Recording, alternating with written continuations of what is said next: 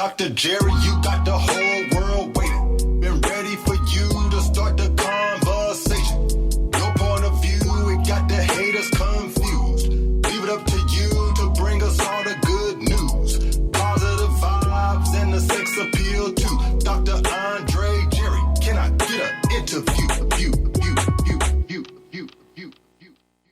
Hello, good evening, and welcome to Live with Dr. Andre Jerry, your trusted source for real conversations, practical wisdom, and purpose-driven insight. I'm your host, Dr. Andre Jerry, and we're broadcasting live from San Juan, Puerto Rico. This show is broadcast worldwide in over 128 countries and has featured artists, authors, entertainers, entrepreneurs, and thought leaders from across the globe. So wherever you're tuning into from tonight, on behalf of myself and the Artist First Radio Network, I want to thank you for your listenership. So tonight we have a special episode in store for you. And I want to start this by asking a simple question. How many of you out there listening tonight are educators? Specifically, I'm talking about teachers in public schools who carry the daily responsibility of shaping our children in grades K through 12. If you're a public school educator or you have family or friends who are, I want you to call or text them and let them know that this show is on. Send them the link to this show and tell them to tune in, because tonight we're going to have a conversation that has been long overdue. So when we talk about education, we often focus on things like underfunded districts or outdated resources that the students are using, concerns about student performance. But very rarely do we look at the human beings who are standing at the front of the classroom. We almost never ask, how are our teachers doing? What pressures are they carrying on a daily basis? What support do they need and they're not getting? So tonight we're going to explore that side of the story, the part that doesn't make the headlines all the time, but absolutely shapes the future of our children. Joining us for this important discussion is someone who knows this topic intimately. He's a highly esteemed educator, a best-selling author, and he continues to make an incredible impact in his industry. He's here to talk about his powerful new book called Suffering in Bleak Silence, A Teacher's Mental Health Struggles Exposed. So welcome back to the show, my friend, Dr. Stephen Bond. Dr. Bond, how are you today? I'm doing great. I can't complain. And thank you again for being on your show. I really enjoyed it the first two times, so I'm really excited about being on here again. Thanks again. Hey, listen, glad to have you here. I'm glad to have you back on the show so we can sort of catch up. And, of course, we're going to talk about your new book. But first, a lot has happened since the last time you were on the show. I think it's been about 2 years since you were last on. I know what's been going on in your world, but do you mind letting our listeners in on all of the exciting things that's kind of been taking place over the past 2 years? Sure. Well, awesome. Well, one of the things is I did get married in August, and it was awesome. And I know if you were able to make it, you would have. And it was just an amazing time. And so along with that, I'm still working and teaching. And the second book about my grandfather did really, really well. Got a lot of accolades for it. And also I appreciate being on your show, because being on your show really brought the book to a spotlight. And I did a couple of book signings in New York and even North Carolina, and it was just amazing. And just being on your show helped me so much, because I always want my grandfather's story to be told, and his book that I wrote for him is called Unsung But Forever Remembered. And for me, it was important to give his legacy for people to see, because he had a patent for the car turn signal. So that's the clicker, blinker, as we call it today. And he had a patent for it from 1927. And so what was amazing about it, we found his patent. And then that kind of validated his invention, because for years he told people he invented it, and I would tell people, my family members would, and unfortunately most people are the lie. So having a patent and writing a book about it opened up so many doors for his legacy to be told. And I was on main podcast. I even did a few professional developments talking about him and the inventor and grandpa that he was. So just you being there for me and just being on your show really opened up a lot of doors for me, and I'm just so appreciative even to this day. So thank you again, and while I have you here, thank you again for doing the foreword for my new book. Oh, I was so happy to get that call. I was excited when you told me about the book. You know, this is the first time anyone's asked me to write a foreword for their book. So I was excited not only that your new book was coming out, but also to be asked to write a foreword for someone's book. That's very personal and special. So I was like, wow, that's awesome. And so, of course, I got to read an advanced copy of it, and I fell in love with the book. So thank you again for that privilege. I really appreciate it. Well, thank you as well. And, like I said before, when I thought about who I wanted to get a foreword, you really was the first person I thought about. And I was thinking when the book was finished, I said to myself, who do I think would really write a good foreword, who knows me and knows how I am as an educated person? And I thought about you. And so when I asked you, I was thinking to myself, well, I hope he said yes. And so I was honored and privileged that you did want to do it. And it was so eloquently written. And so just reading it, I was almost emotional just looking through it. So I'm so grateful for that because, like I said before, when we first did the podcast, I knew you as a person, as a colleague, but now we're friends. And that podcast was so amazing. I had so many people listen to it. I had hundreds of followers and my friends listen to it. And they were just amazed about the story of my grandfather. And they said, the guy who interviewed you, it's amazing. He knows what he does. He talks so eloquently and detailed. And so, after that night, we just continue to grow closer and closer. And I really appreciate our friendship. And like I said, I'm glad I made the right choice with, writing the foreword. And, when a few worked for things, one of the things I wanted done was a historical marker for my grandfather. And they told us you had to wait at least 25 years for somebody to pass before we can do a historic marker. And so what we want to do in the town he's raised in is just have a historic marker with his name on it, showing that he had the patent for the car turn signal. That, even to this day means a lot to our family. Oh, man, that's going to be all. Has that happened already, or is that something that you're currently working on? No, it has, but we're in the works for it because we had to wait first 25 years, and about a year ago, it became officially 25 years. And so now we can do the paperwork, and, there's a process, there's a time waiting period, but, we hope soon that'll happen. One of the other great things that occurred, too, was the mayor of Windsor, North Carolina, Mr. Hoggart. I met with him and told him about my grandpa's story, and he didn't even know about it. So I met with him a few years ago when the book came out.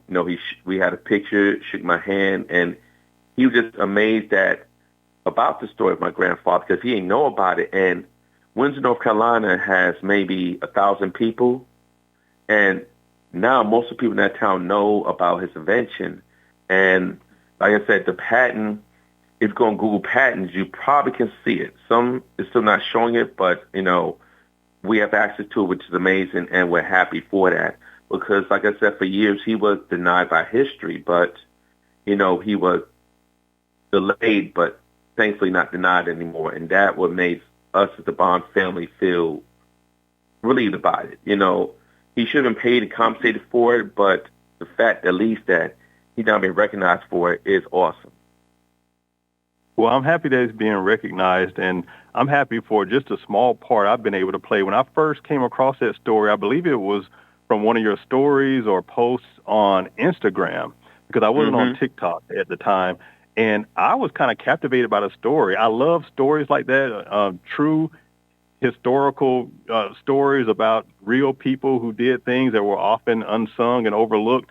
And so I love authors anyway, that. And so when I came across your book, I was like, I'm going to reach out to him and see if he would like to come on the show to talk about this book. This is awesome.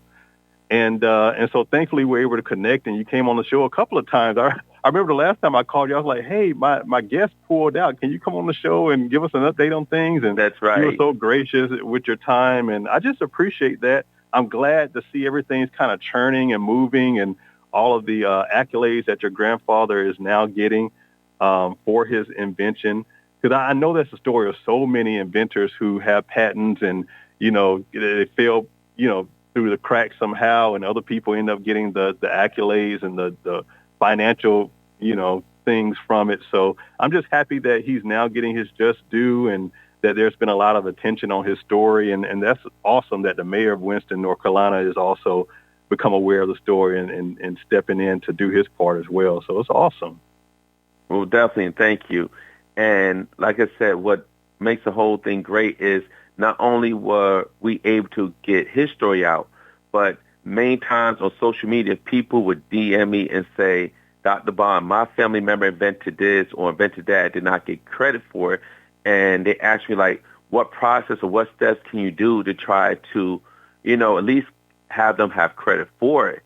And what I suggested first, and it might be the easiest thing, but first try to get a copy of the pattern, because in the case of my grandfather as well, anytime you patent some of the U.S. government, they give you a serial number.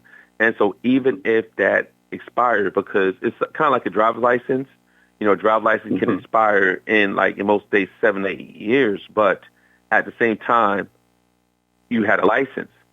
So when the patent expired after a while, we still were able to find a patent with the same serial number and it's valid. And we did like a Google patent search. Like I said, on some search engines, it'll show and it'll have his name and even a picture of his actual diagram of the signal light, of his explanation for it, and his sign and notarized stamp. And that's important too, because one thing to have a patent, but when you also have it notarized by the lawyer, which he had, and also signed on the bottom, that validates even more.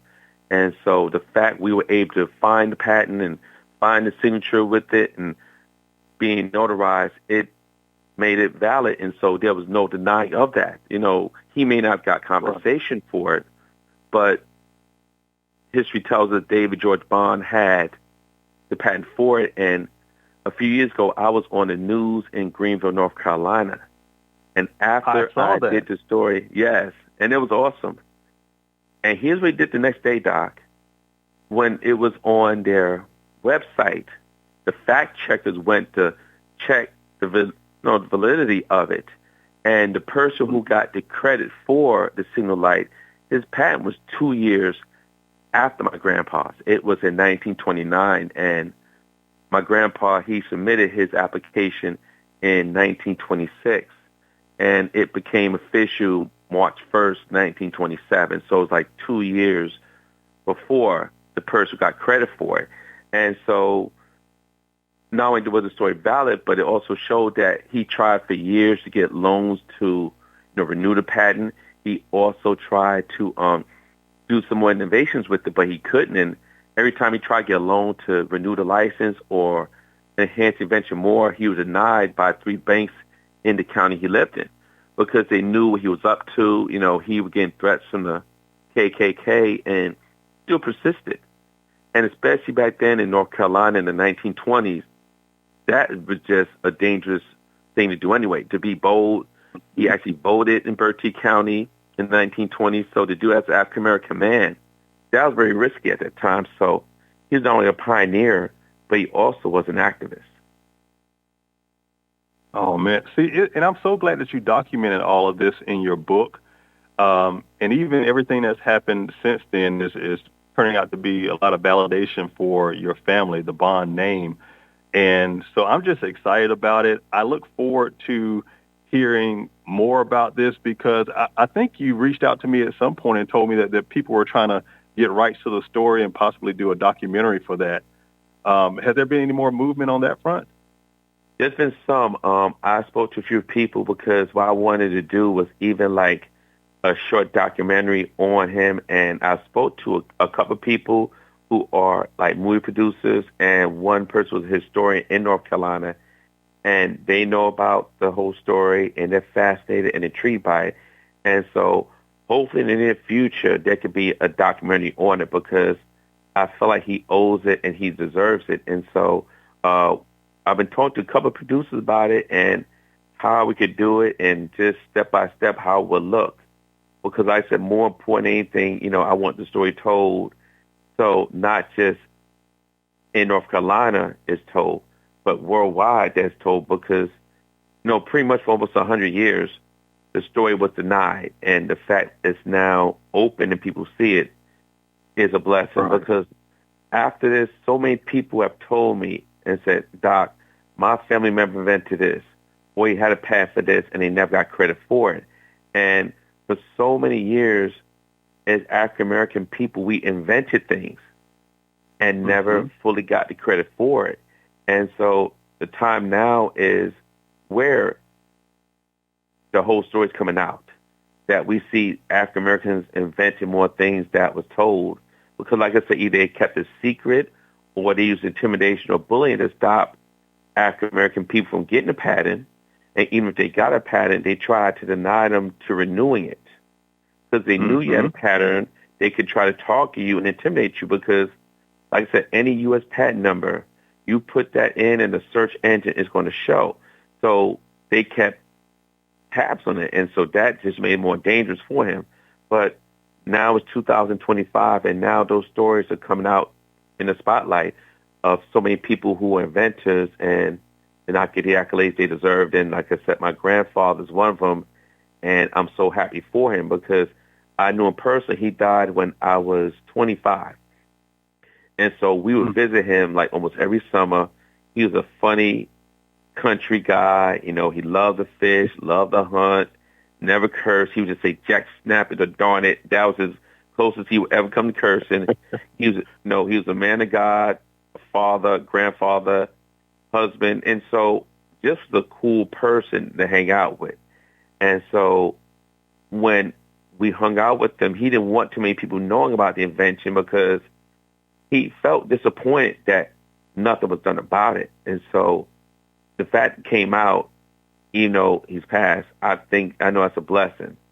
And I know our family is as well. Yes, definitely. And that's why I'm also glad you mentioned briefly the Google patents, because other families that may have a similar story as Mr. Bond, they can Google their family's patent and maybe get some movement forward on their invention. Like I said, I think this is so many people's stories, but clearly your grandfather's story is very unique.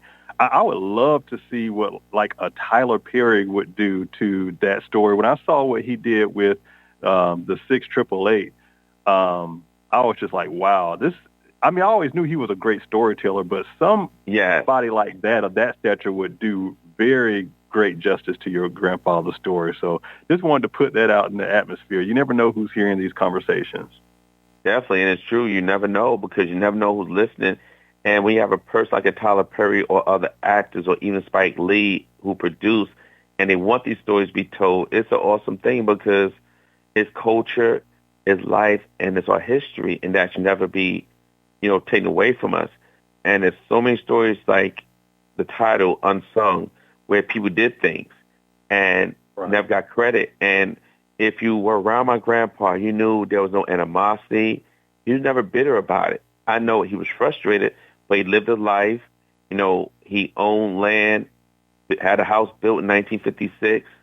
So he still was very productive, and he didn't let that stop him. And that's why I admired was his perseverance, that even despite the racial climate and, the Jim Crow South, he didn't let it stop him or deter him. And that goes to show how people were. But, yeah, that would be great if a producer could be listening like right now and say, okay, Stephen, we'll make a story about it as a documentary. It would just be awesome because many of the family members who were part of it, some of them are not here anymore. My dad passed in 2020.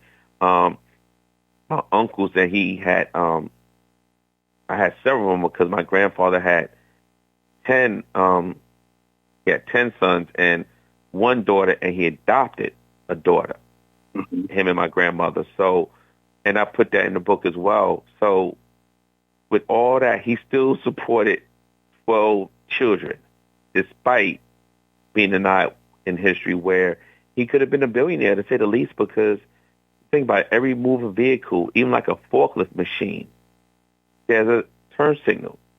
A golf cart. So many moving vehicles have signal lights. And so to think where he could have been, and I even told my students often, I said, Albert Einstein, Oppenheimer, all these famous, inventors. Mm-hmm. I said, listen, respectfully, they had nothing on my grandfather, David George Bond. That he was a genius, to say the least. Definitely. He was definitely a remarkable man for sure, and he's going to get his just due credit. I really can feel it, especially in this upcoming year. I want to talk about you, though, not to disrespect your grandfather, but you are a great man in your own right. With all of the things that you've been working on, you've written several books. You've had some major life transitions, and, you've also stepped into the world of public speaking. I know you text me or called me a couple of months ago when you was telling me that you were going to be featured as a speaker on the Black Education or Black Ed Summit, Real Talk. This was back in October, I think. Yeah. And yeah. So for anyone that's not familiar with that event, I think it's like a conference for Black educators, right, and advocates and folks who are community leaders in Delaware. But you were invited to be a speaker to that. Tell us a little bit about that and how that came about. Now, that was awesome. And it's a friend and colleague of mine who started. His name is Darren Rainey, and he's works at Delaware State. And he asked me to be one of the speakers. And it was just a great one-day conference. They had several speakers. And Dr. Yolanda Ruiz, I don't know if you've heard of her. She's an amazing educator. She was the head speaker. And they had several teachers, student leaders just talk about different topics like in history, like unsung in history, just historical figures. And the topic I spoke on was the topic of teaching topics such as riots, assassination, and massacres, because a lot of people are intrigued by history. However, when you teach certain topics like massacres, like, most of us now know about the Tulsa Massacre, but they hid that from people for years. When you teach about the different assassinations of Malcolm X or Fred Hampton and a lot of civil rights leaders, even Martin Luther King, there's a certain way you want to teach it where you want to keep it compelling, interesting, but sometimes there has to be a sensitivity because I know some states, teachers been doing reenactments. Like one teacher in Florida did a reenactment of a little girl in elementary school having handcuffs like Rosa Parks when she's arrested. And, some things you'll think make sense, but people don't do it. One lady did like a reenactment of, which is crazy, of course, of Jewish people being sent to the crematories and ovens during the Holocaust. So in my workshop, I was basically telling other teachers and other leaders some of the best ways and methods on how to teach the massacres and assassinations. Like, don't show bias, let the students hear the facts, and let them think for themselves what went on, and that's the best way of doing it because many times we bring our emotions into it. But especially with children and young people, you let them hear the story, you give them the facts, you let them think about how it went down or what's their view and take from there. So that's what I did the professional development on. And one thing that did in my heart, I do professional developments on social emotional learning of teachers and students because many times students, now more than ever, you have to reach them emotionally because kids go through more trauma than I think our generation went through. So many times we have to listen to students more. I let students journal how they feel, what they're thinking about. And you'd be surprised that they write sometimes. Kids will say what's going on in their life that's going good, what's bothering them, if they're depressed, if they're struggling. And that's where my first book was started because back when COVID ended, school physically and it's a virtual, a lot of students were downtrodden and depressed and just, they were struggling. And so I told the students, journal like we normally would in class. Like we'd have Mental Health Monday where first 10 minutes of class, write down how you feel. Write it, text it, email it to me, keep it confidential, but let me know how you feel. And so... You didn't get any pushback from that? Actually, I didn't. The students were more than welcome to do it, and my director knew, and so I think they're surprised by it, and so I kept it going. And so when they would sometimes text it to me or email it to me during COVID, and I said to myself, wow, this should be written, because I had so many intimate journal students saying how tough it was with COVID. I had one girl, and her name was Lauren, and most of the kids, I still talk to, correspond with. Math, I'm trying to see if we could like maybe do like part 2 of it. And Lauren talked about how, you know, her mom's a nurse and how she came to hug when she gets home from work because she might pass COVID to her. She has family members with heart issues, and if they get COVID, what would happen to them? Students lost their prom. We were supposed to go to Disney that year. So a lot of normalcies of a senior year, they couldn't do. And I'll never forget that one young lady, and it was amazing. We did like a drive-through graduation that year. And, you know, they were supposed to get their diplomas, well, drive up, get the diploma, and then drive away. And what young lady did, and frankly, nobody was upset. She got out her van, and she hugged every teacher that she had. And we were not going to deny that. I mean, why not? The girl was in tears, and she was the one that, she was a very sweet young lady. She would hug her teachers and just say, no, I appreciate you. And so we let her do it. So a lot of kids were traumatized with COVID. You know, just something simple, going to the mall, going out to eat, or some kids had jobs, and they lost their jobs because you work at a restaurant and COVID's happening.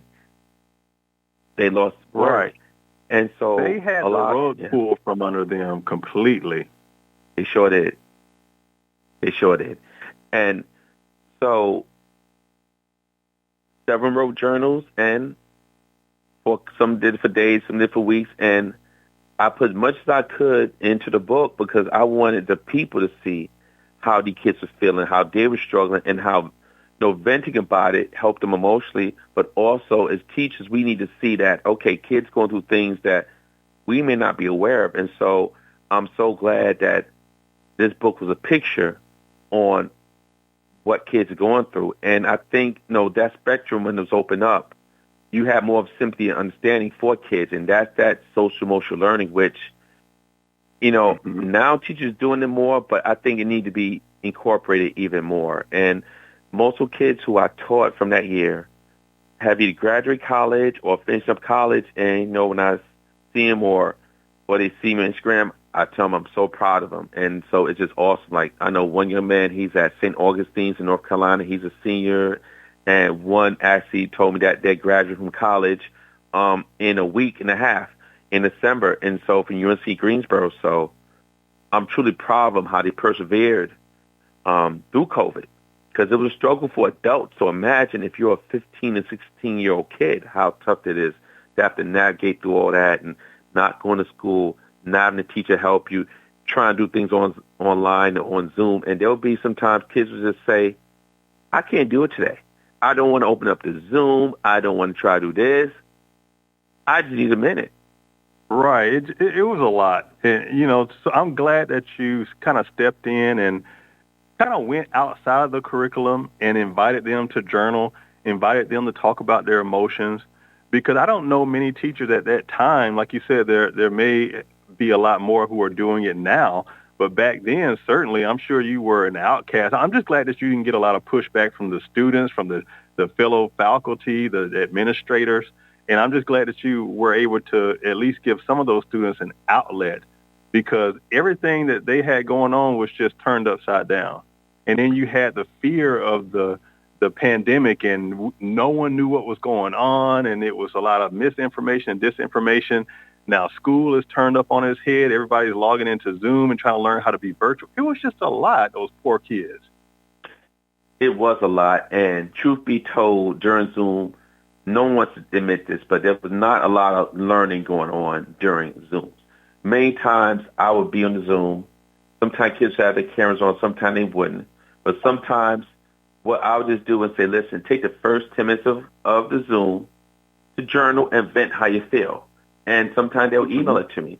So they were hurt, they were mad, and they just, the big question was, which most of us had, was, why this, why now, where all these other students years before, they had regular graduation, regular school years, and now they didn't. And what it also did, I think that another topic, and we're going to talk about it later, of course, is that parents, a lot of them took teachers for granted.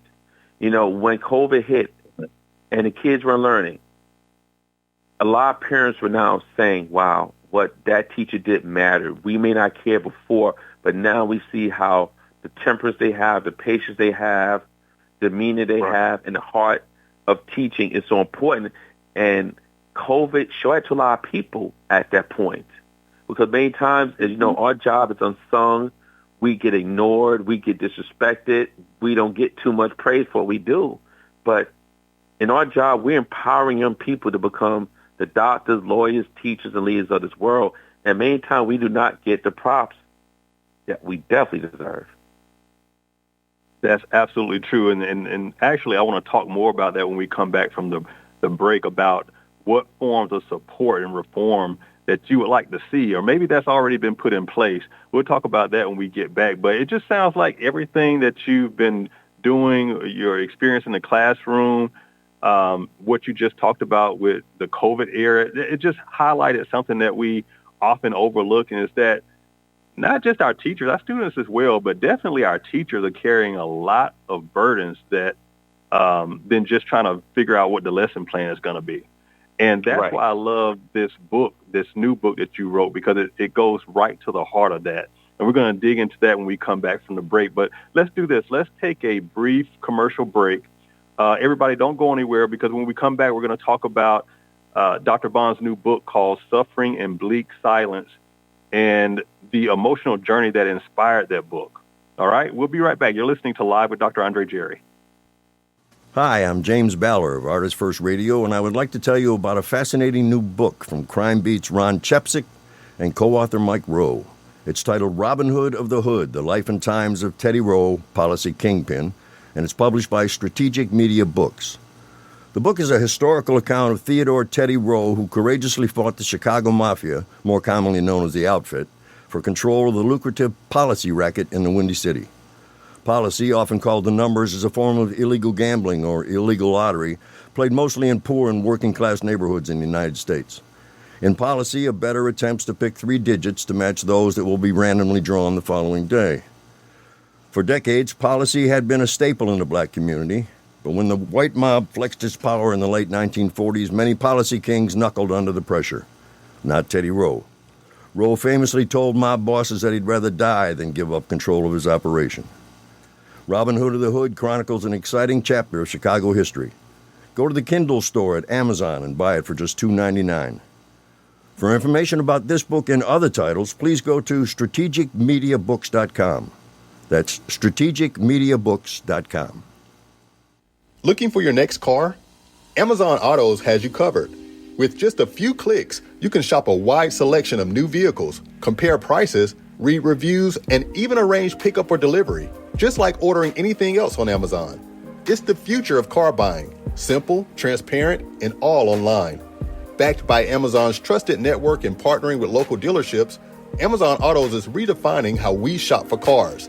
Visit amazon.com/autos and drive into the future today. Welcome to another broadcast of Spiritual Concerns, the Deborah Ruffini Show on Artist First Radio Network. We're live from England on Saturdays and Sundays, 3 p.m. New York, 8 p.m. London. All past shows are podcasts. Find them at artistfirst.com. I'll be your host, where issues relating to the spiritual matters of concern will be largely examined and discussed. Enjoy the show. You're back live with Dr. Andre Jerry.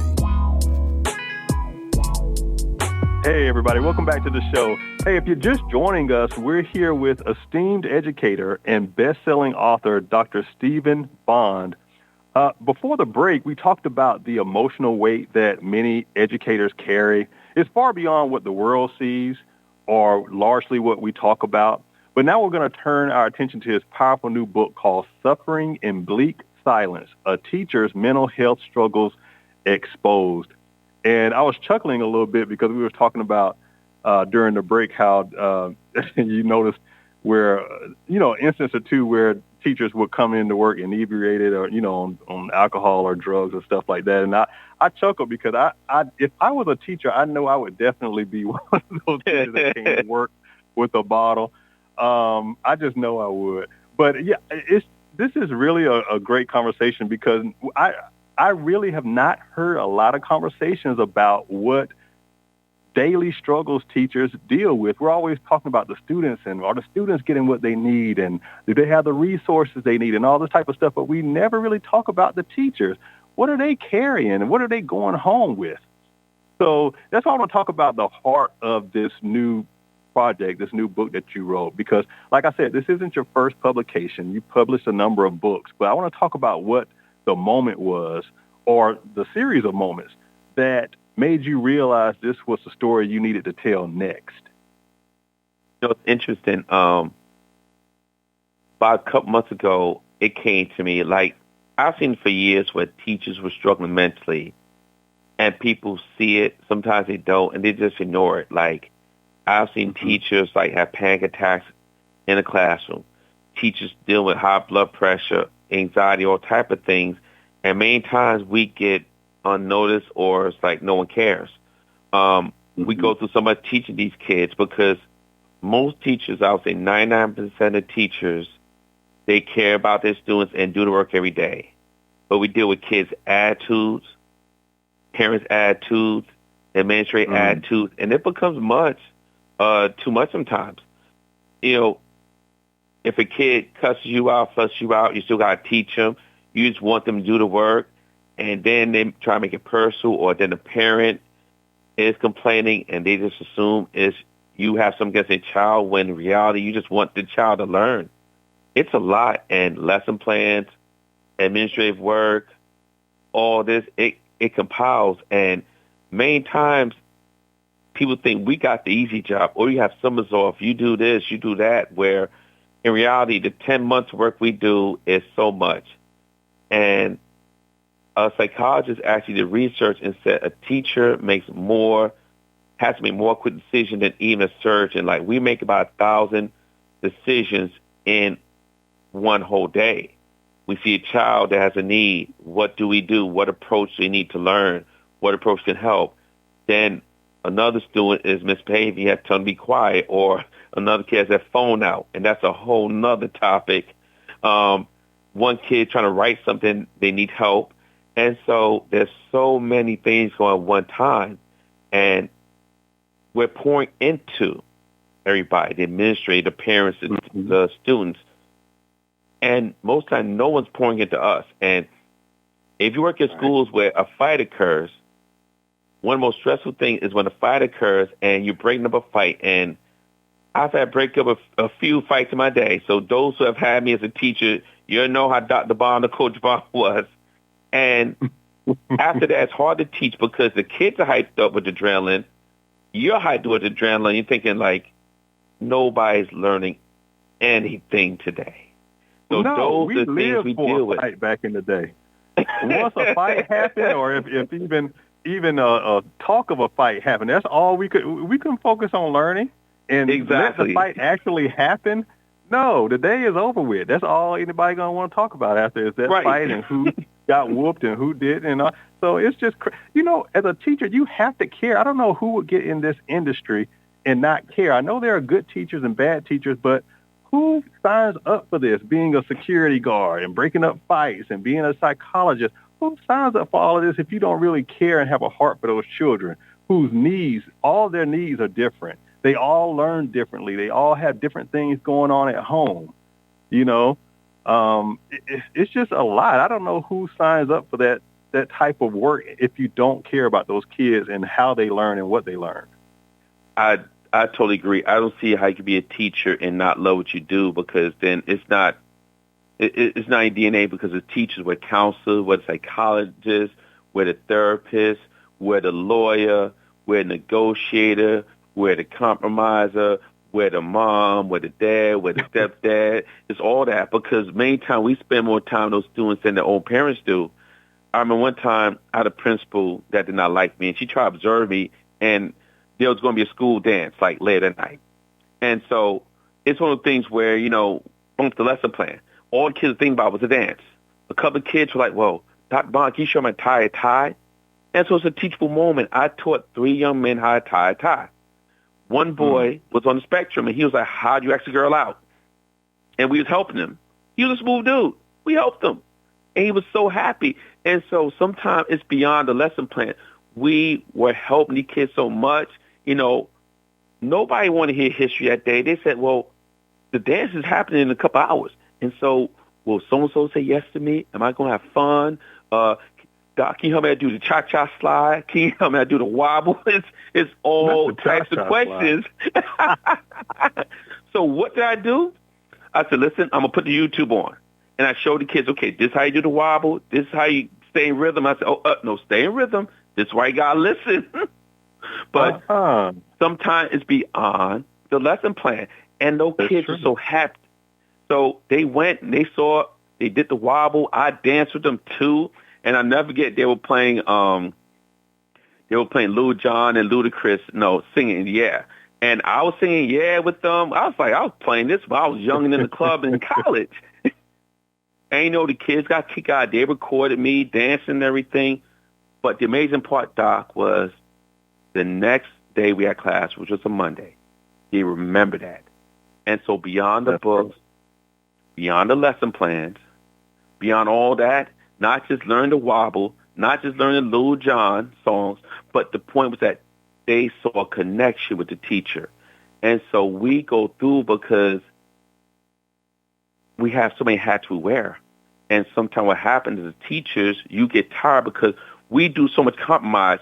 We break up fights before they start. We stop the gossip because, so-and-so looking at so-and-so man, now somebody pop off and we got to talk to the kids and say no, or they'll ask for advice with the relationships or things like that. So there's so many things we do, and it's draining.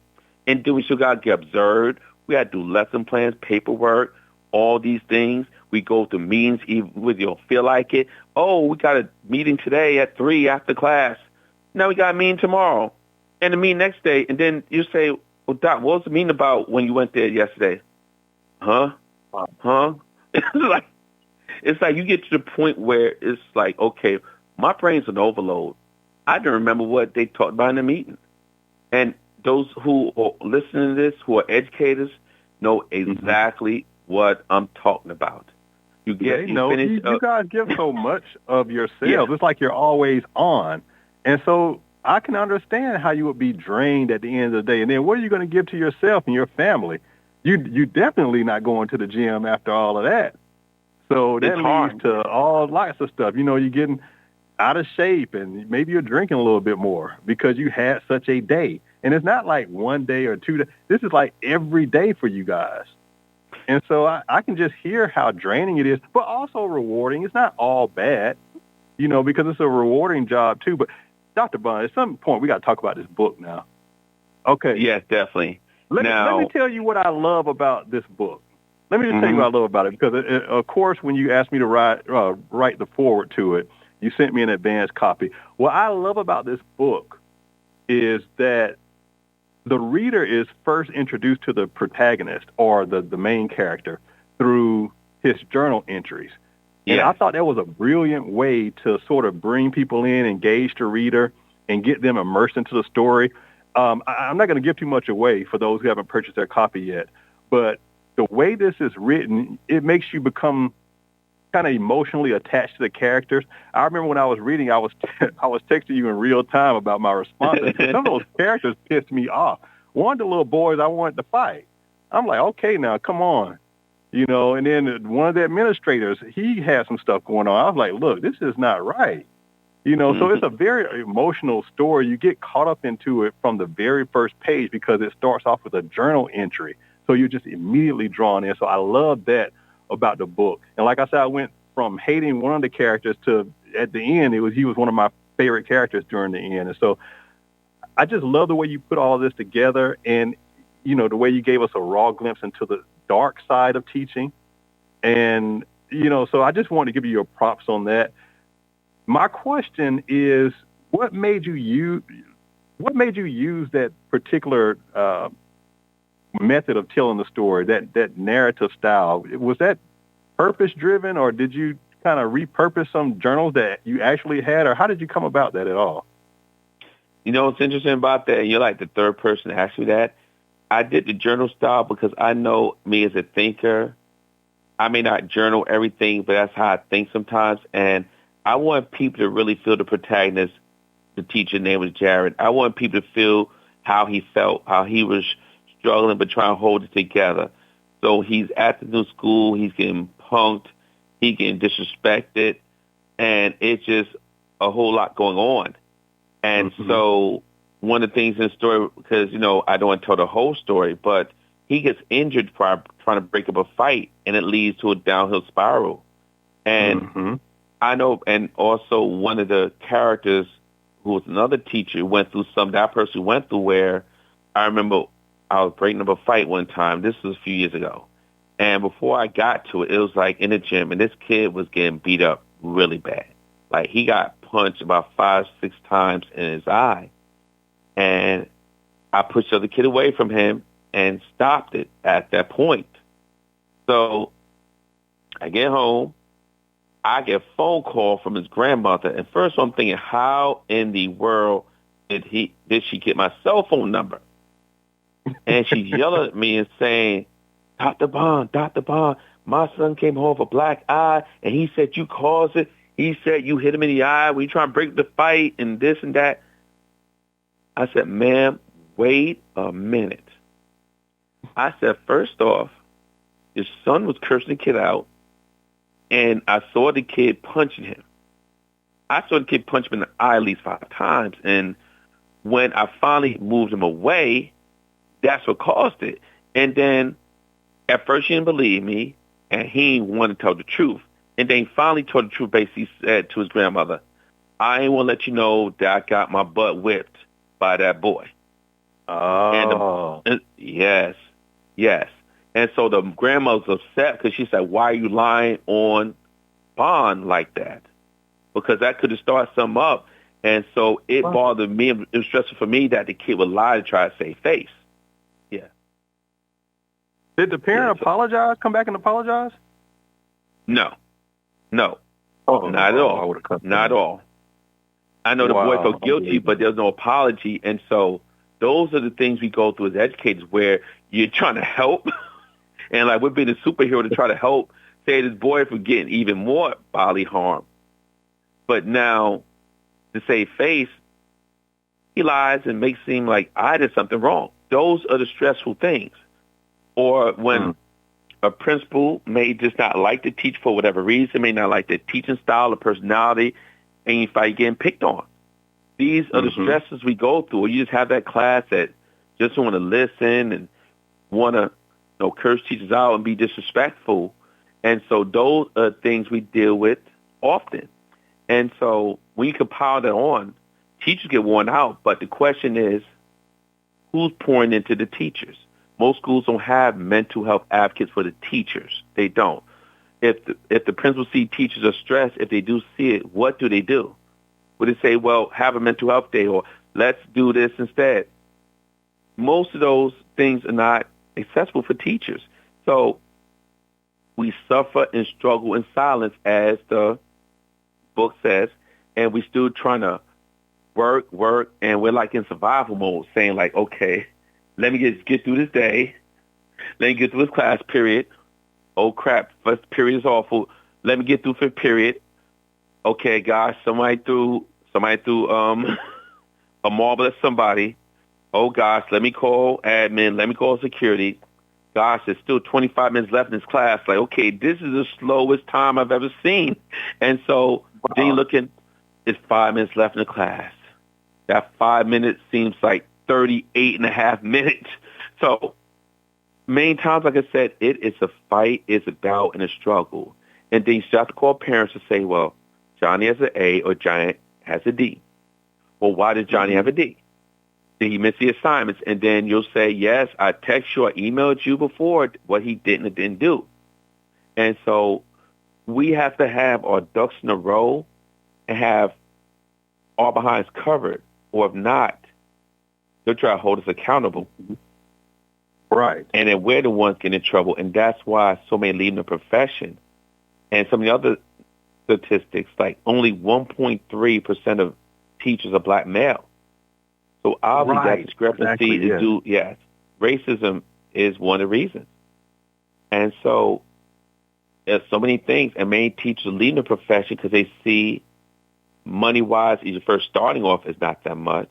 Now, the veteran teacher make a little bit more, but for the most part, it's like the end doesn't justify the mean. Like, I'm going through all this social and emotional toil and abuse and fatigue.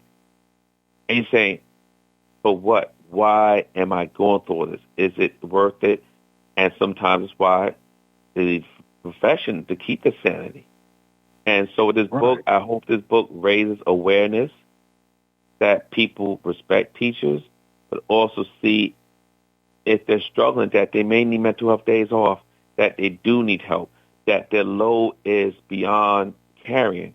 And it's not realistic that anyone can carry the burden that teachers go through daily. It could be elementary, middle, or high school. It's a lot.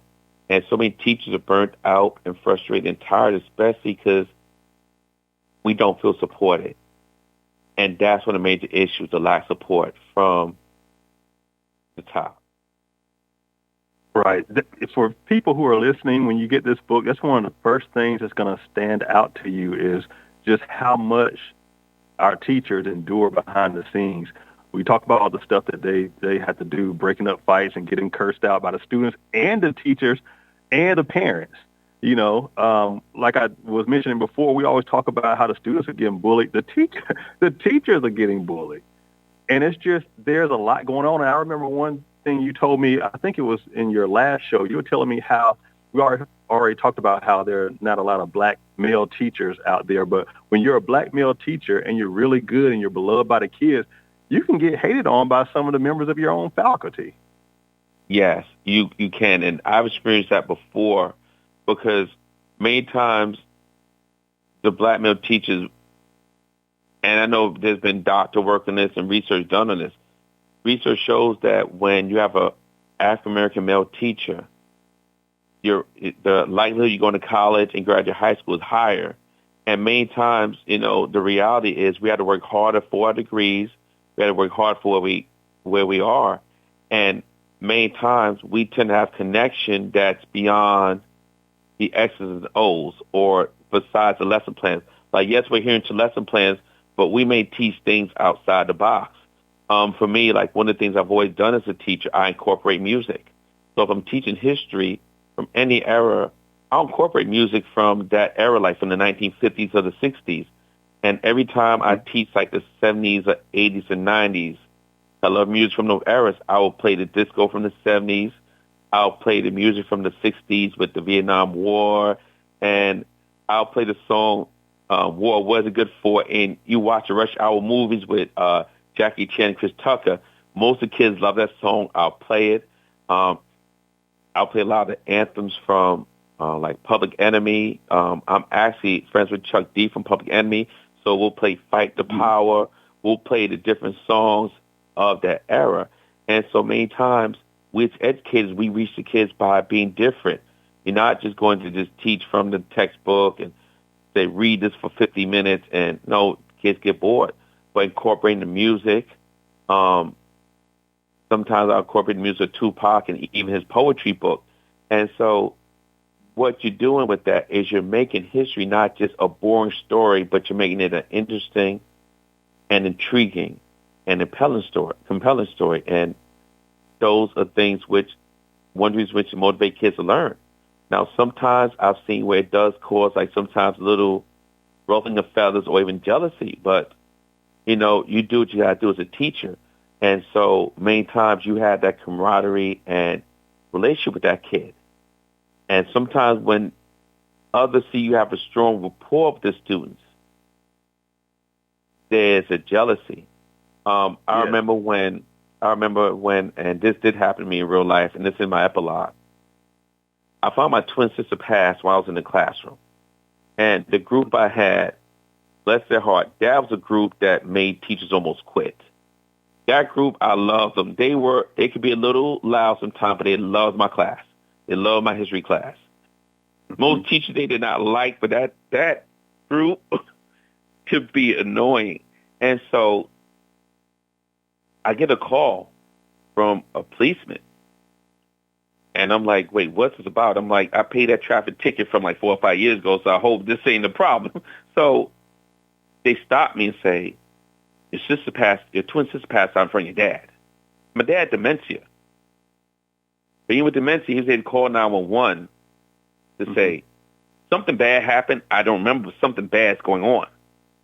So he forgot my sister passed out. So the police had told me to the phone, they say my twin sister passed. And I lost it. I cried in the classroom. And the kids were like, in class, like, Doc, what's going on? As they affectionately called me. And I said, my twin passed. And most of the kids in that class knew I had a twin sister. I would talk about her. I talked about I used to protect her when we go to school in New York. And I had a girl in that class who was a twin. And so I ran out the classroom. Don't remember much. All I know is I remember driving to see my dad. And so I remember most of the kids DM me, found me or something, and said, email me and said, Dr. Bond, we are so sorry for losing your twin. We are praying for you. We are here for you. We appreciate you. We love you. And so we have that rapport with students. They show they really care. And most of the time, the kids, even with the issues they may deal with, the struggles, the emotional trauma they've dealt with, many times they connect with a teacher. There's not much they won't do for them. And writing this book, I was inspired to write it because when I went through that trauma of losing a twin, then a couple months later lose my dad, and all those things, I was still trying to teach, and I had to just drop and say, listen, I need a break. I'm trying to do too much. And most teachers, especially effective ones, we're always helping everybody, but many times we don't take time for ourselves. And I learned that myself, and that's why I wrote this book, because if any teachers in that situation, get help. Don't worry if they complain about you taking days off. Take the day off. If they're saying, oh, well, you're late with this, you're late with that. And next question. But being more in charge of your mental health, taking control and charge is so important these days. And that's one of the main reasons why I wrote this book, because I love education. I do. And even in the story, the teacher loved to educate. He was that teacher who, if kids were hungry, he fed them. Most teachers I know, the kid's hungry, they're going to get some. They're going to find something for that kid to eat. That's how we are. That's right. We're almost, that's how we are. And so we're like almost little superheroes, just unsung. And so we will stop what we do to make sure a kid has something. Well, this boy didn't have breakfast. Well, let's get him breakfast. This didn't happen. I remember one time they had an event in the school, and they wanted the kids to bring some food. And the boy just said, my parents have money for me to participate for the party. So what do we do as teachers? We make sure the kid has something. So that's what we do. And many times it goes unnoticed, sometimes forgotten. But that kid, 10, 20 years later, those kids will remember it. I have students who I taught even 27 years ago when I started teaching. Still remember me, the stuff I did in class, but more importantly, they remember the lessons and values and how you I was always there remember for a good teacher. That's so Even true. if it was second grade, fifth grade, you're going to remember that teacher who left and made an impact on your life in a positive way. You'll remember when you're 40, 50, 60 years old. It never fails. Definitely. Even I can remember the teachers that inspired me. I had a teacher, Joseph Mayer, and I think he's still alive, in Freeport, New York. He was the first teacher that said I was smart. He put me in honors science because he said I could do it, and I first thought it would be too hard. And he said, no, you got this. And he inspired me like no teacher had before. And in undergrad, I had a professor, and we still talk to this day, and they were Dr. Aubrey Bonet. And he said, not only you're going to graduate, but I definitely see you going to graduate school and doing big things in your life. And that stuck with me. And even after I graduated from undergrad, and it's been 26 years, we still talk. And I told him one day, I said, Doc, you were one of the people who inspired me to be an educator. And he just texted me the other day and said, Doc, I need a copy of that book, and I need an autograph, please. No exceptions. So so we are inspired by educators as well, and it's just such an awesome feeling. Well, Dr. Bond, I'm so glad that you came on. We've run out of time for this episode, but this has been an incredibly important conversation. I really appreciate you writing this book, the transparency, the courage, and, just shining a light on the emotional reality that our teachers are going through. Because, you wrote a powerful story, but you also live this work. You've advocated, you've educated beyond, what you were asked to do or supposed to do. So I just really want to thank you for everything that you've done in this industry. To everyone that's listening tonight, whether you're an educator, a parent, a policymaker, it doesn't matter. My hope is that this conversation gives you, a reason to check in on the teachers in your life. If you have a family member that's a teacher, check in on them. Thank the teachers that are teaching your children, your nieces, your nephews. Give them support and not just expectations. So again, Dr. Bond, thank you so much for joining me tonight. I'm sorry we didn't have more time, but definitely come back and give us an update on that documentary, because I know that's coming down the pipeline soon. Well, thank you, and thank you for allowing me to be on your show. I appreciate all you do, and continue even for more. And thank you again. Thank you. And until next time, I'm Dr. Andre Jerry. This has been Live with Dr. Andre Jerry. Good night, everybody.